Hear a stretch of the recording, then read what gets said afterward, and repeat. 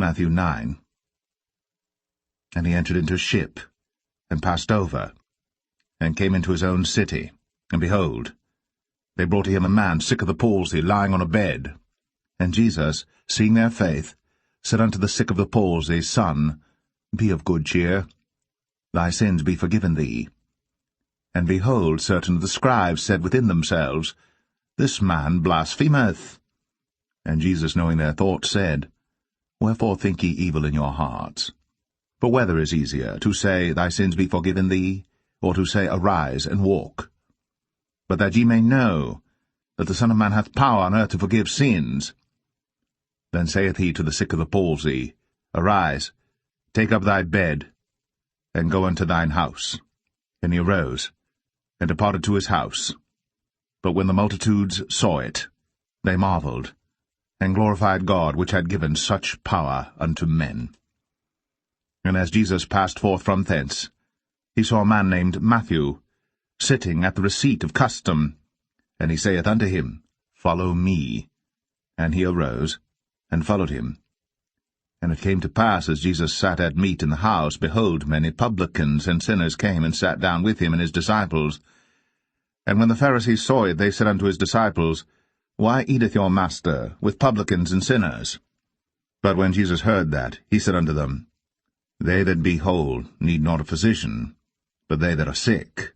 But go ye, and learn what that meaneth. I will have mercy and not sacrifice. For I am not come to call the righteous, but sinners to repentance. Then came to him the disciples of John, saying, Why do we and the Pharisees fast oft, but thy disciples fast not? And Jesus said unto them, Can the children of the bridechamber mourn as long as the bridegroom is with them? But the days will come, when the bridegroom shall be taken from them, and then shall they fast. No man putteth a piece of new cloth unto an old garment, for that which is put in to fill it up taketh from the garment, and the rent is made worse. Neither do men put new wine into old bottles, else the bottles break, and the wine runneth out, and the bottles perish. But they put new wine into new bottles, and both are preserved. While he spake these things unto them, behold, there came a certain ruler, and worshipped him, saying, My daughter is even now dead, but come, and lay thy hand upon her, and she shall live. And Jesus arose, and followed him, and so did his disciples. And behold, a woman which was diseased with an issue of blood 12 years came behind him, and touched the hem of his garment. For she said within herself, If I may but touch his garment, I shall be whole. But Jesus turned him about, and when he saw her, he said, Daughter, be of good comfort. Thy faith hath made thee whole. And the woman was made whole from that hour. And when Jesus came into the ruler's house, and saw the minstrels, and the people making a noise, he said unto them, Give place, for the maid is not dead, but sleepeth.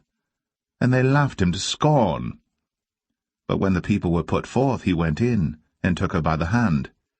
And the maid arose, and the fame hereof went abroad into all that land. And when Jesus departed thence, 2 blind men followed him, crying and saying, Thou Son of David, have mercy on us. And when he was come into the house, the blind men came to him, and Jesus saith unto them, Believe ye that I am able to do this? They said unto him, Yea, Lord. Then touched he their eyes, saying, According to your faith be it unto you. And their eyes were opened. And Jesus straitly charged them, saying, See that no man know it. But they, when they were departed, spread abroad his fame in all that country. As they went out, behold, they brought to him a dumb man possessed with a devil. And when the devil was cast out, the dumb spake. And the multitudes marveled, saying, It was never so seen in Israel. But the Pharisees said, He casteth out devils through the prince of the devils. And Jesus went about all the cities and villages, teaching in their synagogues, and preaching the gospel of the kingdom, and healing every sickness and every disease among the people. But when he saw the multitudes, he was moved with compassion on them, because they fainted and were scattered abroad, as sheep having no shepherd. Then saith he unto his disciples, The harvest truly is plenteous, but the labourers are few.